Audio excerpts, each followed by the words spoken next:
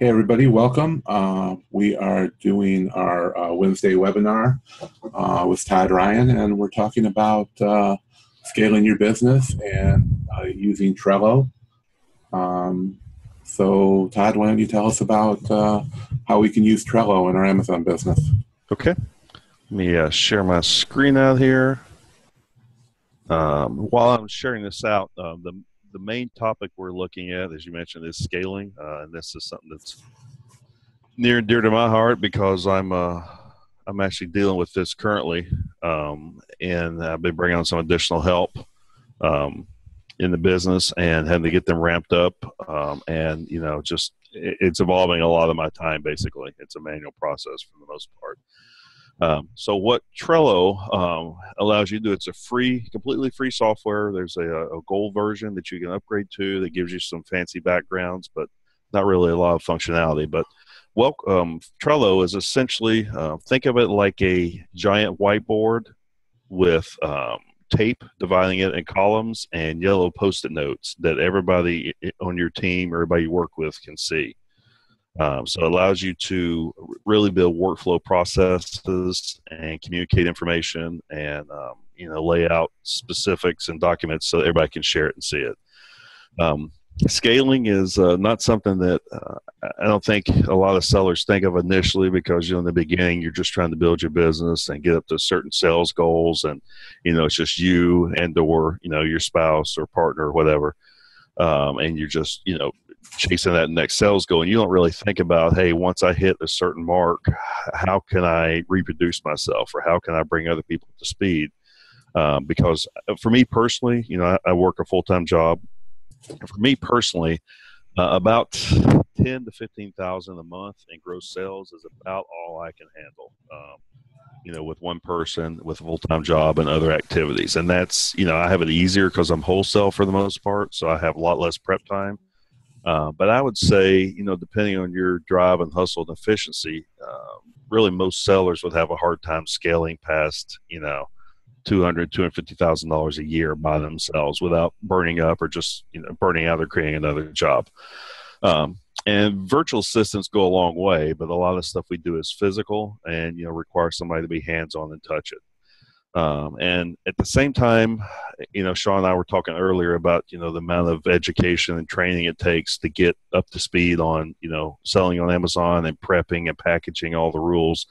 That's not something that you want to spend time doing with every single employee or every single person that comes along.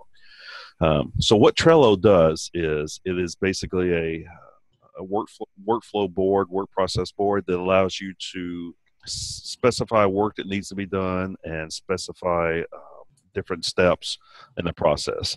I'll go through some of the basic features on this welcome board that comes free with Trello or comes built into Trello, and then we'll actually step through building out a board like I use that you can use for help. And help may be a full-time employee, it may be one of your kids, it may be a neighborhood kid, it can be just about anybody that you pay, but it's essentially someone that you bring on board to help you get product out the door.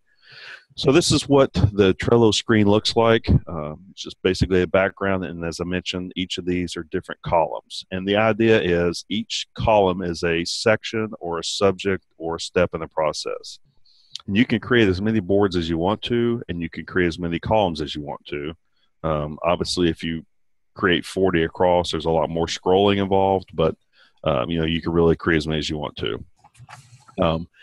The work is broken up into tasks or cards, is what they call a task. So think of each of these items as a Post-it note on the whiteboard.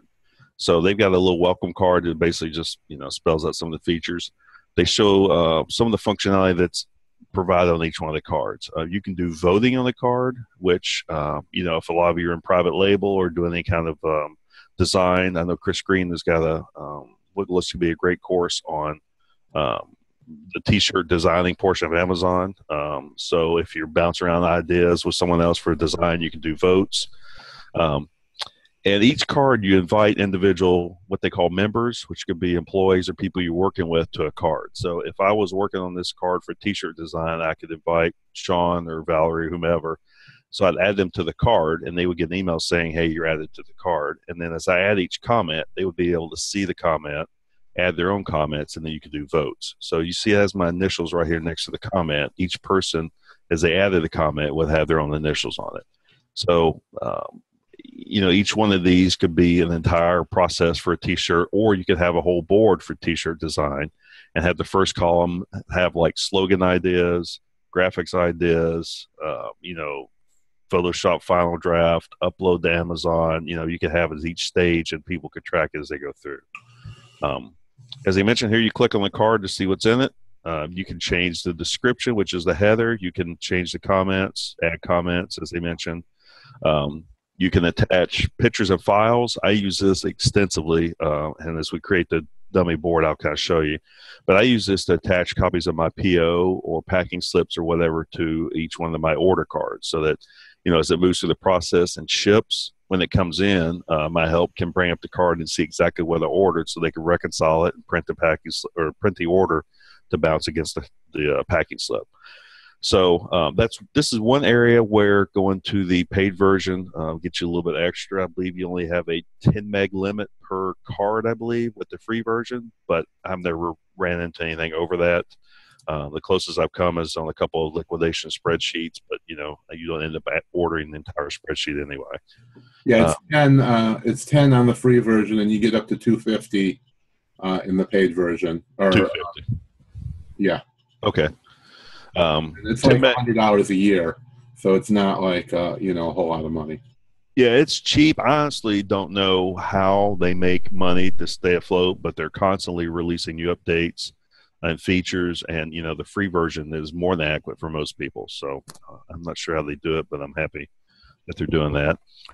You can also attach hyperlinks, so either embed the videos for YouTube or links to product images or Amazon descriptions. So like if I have a multi-pack or a bundle, I'll say, this is a 4-pack of, toothpicks or toothbrushes.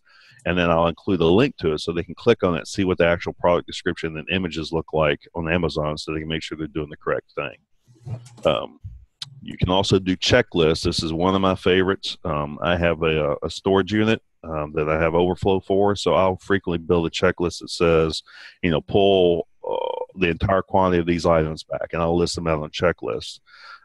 One thing I forgot to mention is you also have a free app available with this for either iPhone or Android, that once you sign in, you basically get the same screen. So my help will go out to the storage unit, have a checklist, and as they pull each one off, they'll just check it off. And so I can look at the card and see how much of it they pulled. They can add notes like, hey, there are only 30 of these, or couldn't find this, and it shows right up on the card. So at a glance, I can look and see, okay, they must be out the storage unit pulling stuff because they've already checked off 2 of the 3.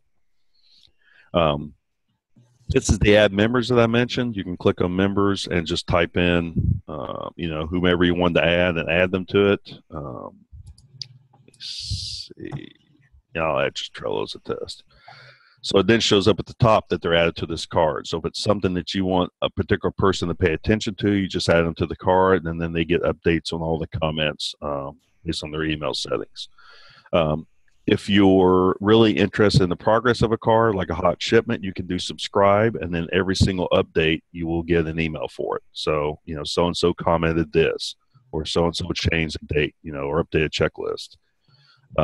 There's also, we'll get the labels in a second, there are due dates, which I also frequently use. Like when I have an order incoming, once I get a ship confirmation, I'll go pull the estimated arrival date, and I'll set that as a due date.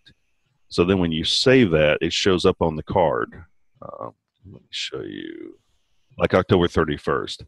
So I can also at a glance, let me set it for a previous date, like yesterday. Say this was supposed to ship and arrive yesterday. It will show up in red on my board to say, hey, this thing was supposed to be in, and either they haven't received it or hasn't showed up yet. So you can at a glance take a look at your board and kind of see what's going on. You can also drag people onto a card. So when the security is set by a board, so when you add people to a board, their name will show up here. So you can just drag it over here to assign that to them. And what that does, that assigns them a task. So if you have general purpose tasks like receiving items, you don't have to do that. But if you have, hey, fix this listing for someone in particular, you assign them to that card, and then they'll get an email notification, and then they'll see their name on it. Color-coded labels, I don't use those on my side, but my the people that assist me use the color coded labels to let me know when there's an issue.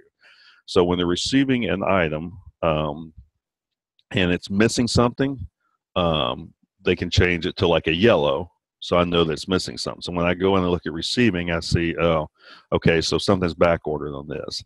If something's damaged or they shipped the wrong item, then they can change it to red. So then I can go in at a glance, say, oh, there's a problem with this, I need to deal with it, and I can assign it to myself or just deal with it right there. You can also add lists, which are what these comments are on here. You can do unlimited lists, basically.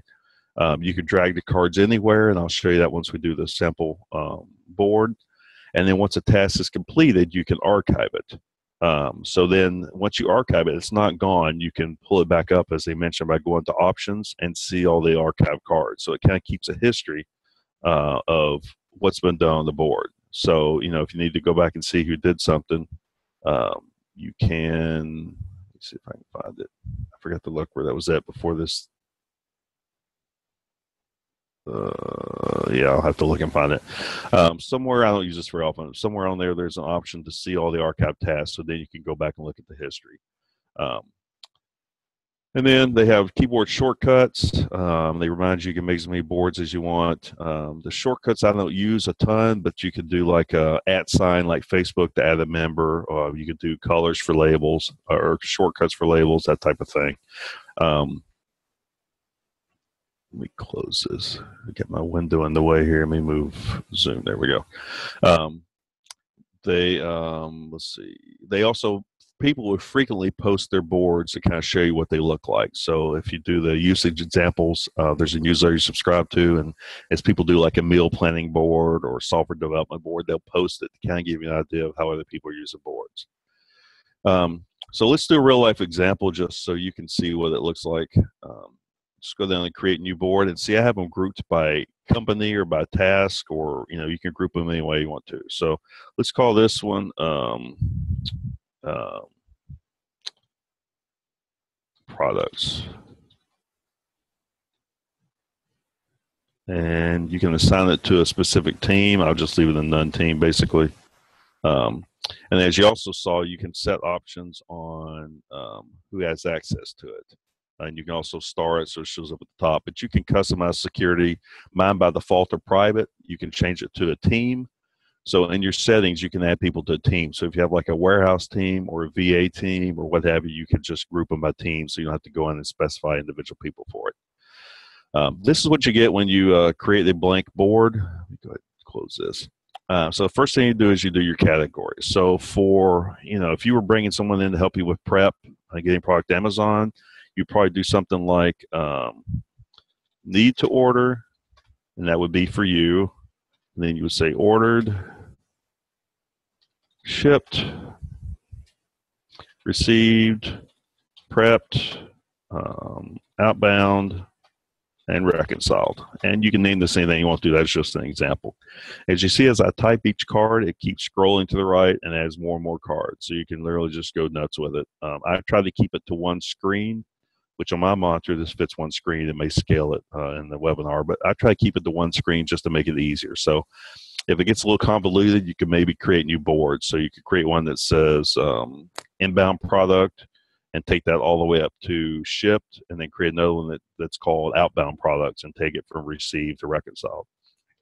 So need to order, this is where you can put notes like, you know, Acme Wholesale, you know, you need to order that, and Target RA. So here you can put notes to yourself like Acme Wholesale, you know, need, and then you can insert a checklist, and you could say checklist, and I would say 100 widgets, 200 items, 300 bundles. You know, just list the things that you need to order, just as a you know, as a memory tickler. So when you go and do your ordering, you pull up and you say, okay, I need to order 100 widgets, 200 items, and 300 bundles. So I've got that ordered. I'm done. And then you can either archive it, or you could change it, which is what I do, change it to the date. So I'd say, okay, this is my 1028 Acme wholesale order. So this is already ordered. Change the title, and then just drag it to ordered. So that tells my staff that, hey, we've got something incoming. Here's the order. This is where I would go in and typically attach the actual PO, and it supports Google Drive, Dropbox, Box, OneDrive. You can just go in and attach the actual file. Go to computer and see if I can come up with something. I'll just attach my sales tax certificate.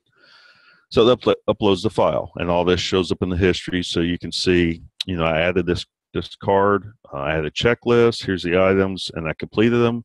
I moved it, so you have an entire history here, so you can see who did what. So if something gets screwed up, you can trace it back.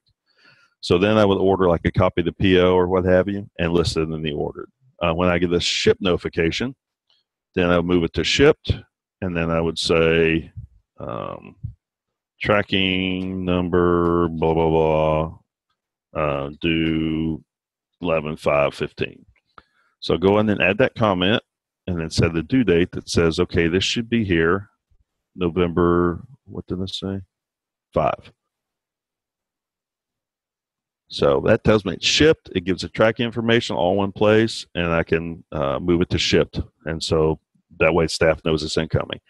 So when the box shows up, it's from Acme Wholesale. The staff clicks on it. They can print out the actual PO or, however you listed the items, and then start reconciling from it. So once they've received it all, they can go in here and receive it. And like I said, you can go in here and mention, say, 4 widgets were damaged, set aside in damaged bin. Saved a comment, and then you previously agreed that damaged items are flagged as red. And you can actually label these labels. So you could go in here and say damaged, red. So they go in here and say, yeah, this is damaged. Let's do short ship for that one, and we'll do all good or whatever for that one. So they receive it, form or damaged, they make a note, they mark it damaged, and close it. So next time you look at the board, you go, I got an order issue with this order. You click on it, and you can see, okay, it was marked damaged. This is who made the note basically on it, and you know that you need to do something with it. So then you can pull this back to, if you wanted to make this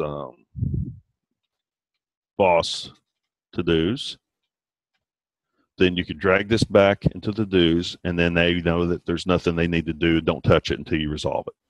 So you resolve the issue, you get a replacement inbound, you remove the label, and you can just start the process again. You can use the same card, so you have a full history built in this card for this order, and you can name this your PO number, what have you. So once it's received, say they receive it and everything is good, they can mark it all good, it's good to go.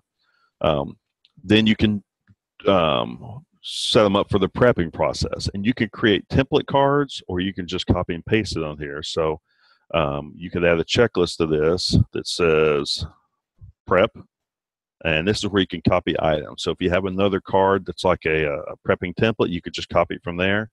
But this is where you could go ahead and say polybag widgets, 4x6 reclosable or what have you. It could be as detailed as you wanted to. Shrink wrap items and bubble wrap bundles. And you can also add generic notes, suffocation labels, just to make sure they check for suffocation labels, expiration day labels, anything that you want to add to make sure that you go over it or that your staff remembers to check it each time. So you can have this as a template copied in, and then they can prep all the items. So as they check them off, okay, the widgets are this, you get the idea there. So once they have them all prepped, they move it to the prepped. And then you can walk it through the rest of your phase. Outbound means they're shipped to Amazon, and that's where you can include tracking information or the date it was picked up, or scan and attach the UPS receipt, whatever floats your boat. And then outbound, once it hits this, that's my cue to watch for it being received at Amazon and make sure everything was received. If something was missing or short count or whatever, then I know I got to move it back to my to-do. And then once I investigate it, I can see, okay, well, somebody screwed up one of the boxes or missing something. You can tag people in it, have them circle back and go through it. So when you're done and it's shipped and reconciled, you have, like I said, a full history of this particular order. You can see when I ordered it, when I created the card, the attached purchase order. You can have them scan and attach the packing slip. You can see when it was shipped, received, the entire thing. So once it's all done, you just hit archive and the way it goes, and that's out of the queue. So it's a very easy to understand, very easy to teach process for assistants or even for yourself. And it works great in phases, which is what I've done, where you can start teaching by a column. So received, you can say, okay, new employee, here's what you do when you receive an item. Take a picture of the packing slip, attach it to this card. Make sure everything's on there. You know, you just kind of step through it and even add that as a card that you pin. So, you know, here's my basic receiving checklist. Here's what you need to do, basically. You can mark it as a position 1. You can move it down to the bottom. You can make it stay in a static place. So that's a basic overview of how the cards work. The other thing to mention is, and here's where you would create the teams. Another thing to mention is if you Google Trello apps, there are literally hundreds of Trello apps that do everything from timesheets. So there's a Google or a Trello app that will have like a little timer on the card, or once they open it, it'll start a timer. And then at the end of the week or day, you can report how much time each person spent on each particular card. Trello time, there we go, time tracking. Most of them are free or inexpensive, but Harvest for Trello, there it is. You know, time tracker right on Trello. You can do a report from it. You know, you can have your employees track your time. There's email integrations. There is 1,000 different integrations into Trello that you could use to automate stuff. You can also, there's settings in Trello where you can have these cards age. So like if something hasn't been clicked on or updated in say 3 days or 5 days, they'll put like a yellow crinkly paper background on the card. So you can go in and at a glance, take a look and say, okay, well, this card needs to be updated. No one's touched it in a while. You know, you kind of know what you need to focus on. Ironically, some of the things you get when you pay for Trello Gold at the higher versions are you can change the background and use different stickers. Which is kind of a bizarre pay feature, but nonetheless, it's there. This is where you can print out the entire board if you wanted to. It gives you a board link that you could send out to new team members. Here's where you see the archived items that I couldn't find before. So you can go back and look at those, search those. There is also, you can subscribe to the entire board if you want to versus individual cards. There's also these power-ups. This is a card aging, which I was speaking of.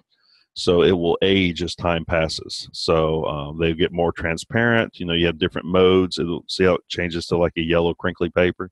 That'll give you a quick tip if something hasn't been worked on. So if you have like cleanup warehouse and no one's posted anything on it in 3 or 4 days or, you know, a week or whatever, it will age. So you can see that, hey, no one's been doing this like I wanted.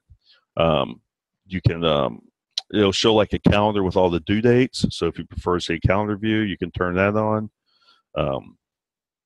And then with business class, there's additional ones. And here's the voting power up. So those are all free. Stickers I never use. I'm not much of a sticker guy, but you know, if it floats your boat, you can put stickers on there. And then you can do a filter cards where, like if you just want to see the damaged items, if you're doing 100 shipments, then you can filter down to that. You can also filter based on overdue or the things they're doing the next day or the next week. So if you get, you know, kind of overflow on the cards, you can filter down so it makes more sense and isn't quite as busy for you. It also, as you can see, creates a history for the entire board. So one thing Trello is great about is it logs everything. So it's real easy to see who did what or who made changes or what's going on, basically. So that is about it. Notifications. You can have it send you daily emails or weekly emails or whatever based on changes. But essentially, you can add as many boards as you want to. So some of the things I've used in the past is I have a sourcing board. So as I run across cool spreadsheets, like if this was a sourcing board and I wanted to take a look at maybe sourcing this product, I would go to the sourcing section, just paste in this URL and save it. And then that way, when I get time, I can go back and look at the cards, see what's in there, see if it's a good idea. And then I have a separate sourcing board that says, investigate on Amazon, approach for exclusive, what have you, so you can kind of keep track of where it's at in the process.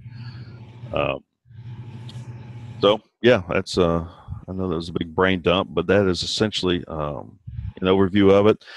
Like I said, this is one of those things. If you can build in the discipline for when it's just a one-man shop, it's way easier. I've talked to several sellers of various sizes that are currently trying to go back and reinvent the wheel to get all this stuff documented and set up so they can get someone up to speed. And I kind of got lax on my own as well and ran into the same issue. But it's when you really have to have help in your business, the last thing you want to do at that time is to have to go show them how to do everything and handhold them through the process, because most of us will put it off to the last minute. And so when you finally break down and hire someone, then your productivity will actually plummet for the first several days because you're trying to show them what to do and get them used to the process. With this, you can bite it off in chunks. It's documented, it's checklists. They really have no excuse for screwing it up because there's a procedure they can follow and you can track their productivity and see what they're doing. So I'll come up for air if anybody has any questions or wants to see anything else or is curious about the application of it. Yeah, I like this. I've got several big projects that I'm working on that I could probably use this for. I don't do this kind of stuff in my business, but I have some other projects that it would be good for. Yeah. And I use it at work, and it's great if you have people at different locations too, because it's real time, well, within a second or two. So if you have an employee that's working from their home and you add a card and add a note, I mean, you type the note, hit enter, and within 3 seconds, it shows up on their board. So you can almost use it like a chat system. Yeah, you and your boss or you and your husband and wife are working on it at the same time. You both work on the Amazon business, different times of the day. This would be good to have, a list of things to work on. Yep. We've got a ton of spreadsheets that we're using, so we might be able to use this for, to alleviate some of those problems. Yeah. And I've used the history portion several times, like when, if there's a question about an item, once it gets to Amazon or anything, I can go back to that order and see the full life cycle from the day I ordered it to when it came in and everything that transpired. So I can look at it and go, oh yeah, I remember that had some damage on the box. We must have missed that one. So, it really was damaged or what have you. But it's an excellent tool. And as we mentioned, it's 100% free for the basic use. And like I said, most people can make do with that. So definitely something to check out on. You'll be surprised what you find uses for once you start using it. Let's talk about scaling our business then more. What things are you doing to expand your business? Well, my biggest problem is in scaling is finding things to buy and getting things out to Amazon as soon as I get them. So for me, it runs in spurts where I'll have a hard time finding what to buy, and then I'll stumble across something and just spend my entire budget, and then I have a mountain of items show up in my to my location. And keeping track of each of those, making sure you get them done, make sure you have the right supplies ordered. That's been the challenge for me, and as well as getting people up to speed on all the rules on Amazon. So for scaling, I've been teaching actually my eldest son. I've been teaching him all the pieces of it, getting him up to speed on Trello and all the processes, and then bringing on additional people and having him teach them. So minimal investment on my part, and then he can go on and teach additional people, and we can add, multiple people to the process. So like this weekend, we'll have probably 4 or 5 people working on it, and either he or myself or my wife knows what needs to be done because it's all spelled out on the cards. We know which orders have been here the longest, what needs to be done prep-wise, and, I can kind of oversee the entire process from here and do what needs to be done. Scaling to me has always meant removing me from the process. So anything that I am critical in, that I have to be involved in, will never scale because it's dependent on me. So I want to offload as much as possible and automate as much as possible so that, I could disappear tomorrow and everything would keep running. Yeah, really, it's about creating a business. And most Yeah. people, if you're doing it yourself, all you have done is made yourself a job. Yes. And, nobody really wants that. In my business, and I think what everybody, wants to aspire to is that we are doing, I've been able to take myself out of most of, my Amazon business and focus on what I'm most interested in, and that's helping other people. Yep. So, I have people who can, do all those minimum wage jobs, because most of what you do on Amazon is minimum wage work, walking down an aisle in a grocery store and scanning every item on a shelf. You don't have to be highly skilled to do that. You don't have to be skilled to, pack a box, with items so they don't get smashed. You don't have to have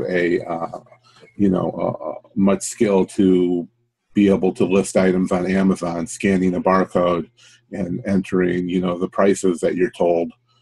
These things don't take a lot of work. Sourcing and growing is where you should be spending your time.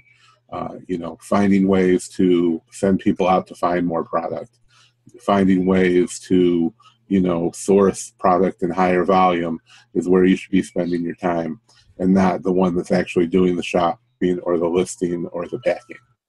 Yep. So you can find somebody else to do those jobs for you, then you can pull yourself away from that business and continue on to find ways to continue to grow.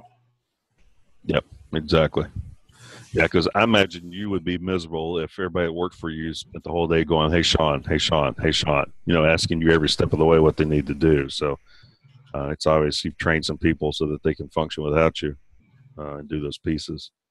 Right, and that's what everybody should be doing. As soon as, you don't have time to do anything, or if you have more money than you have time, you get to that next payday and you're not out of money, then you're doing something wrong. Yeah.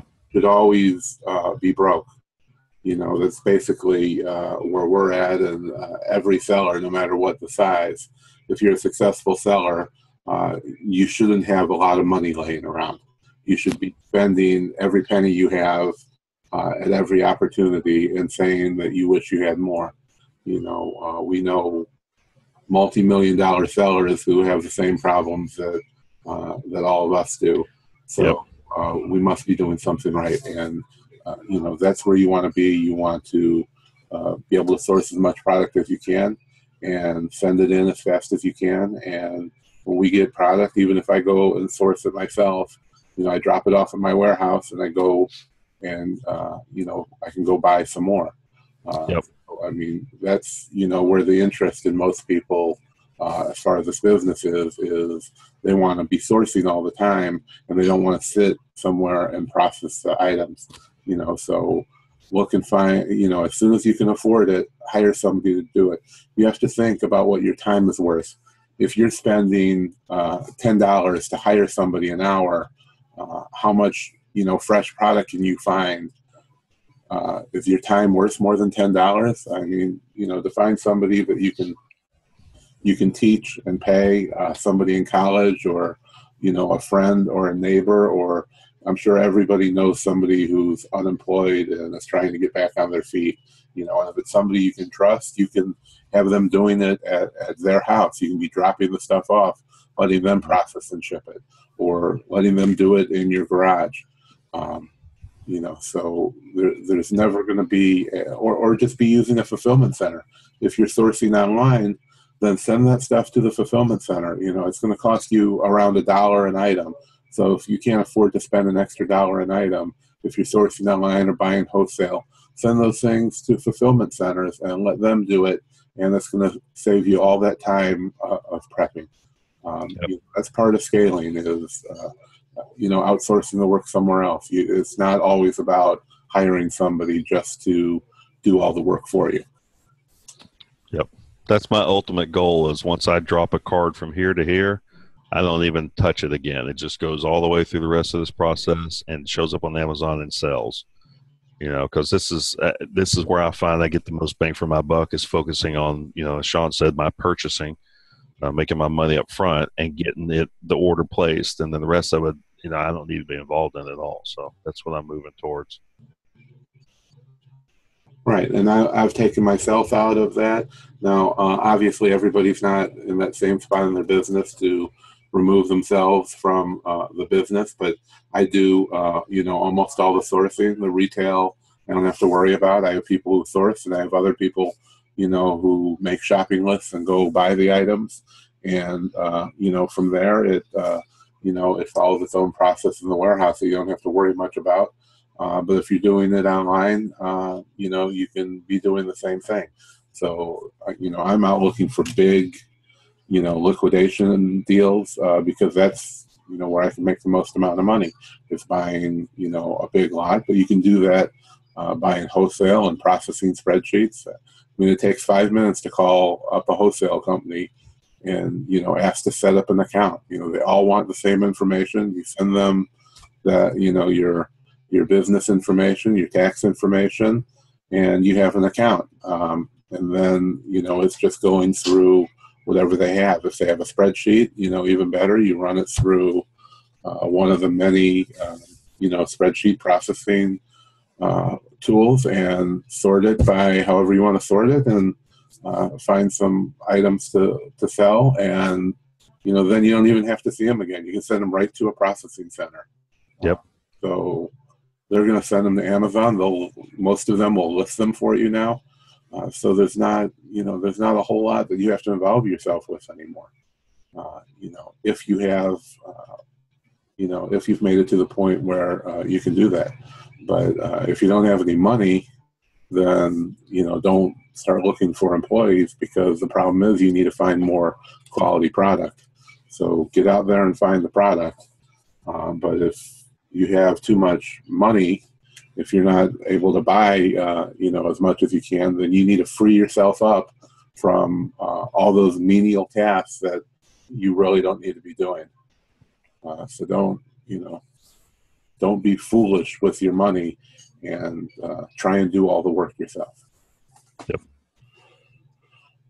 With that, I think we'll wrap it up. And if you're watching the replay, just let us know if you have any other questions, and we'll see you on Monday.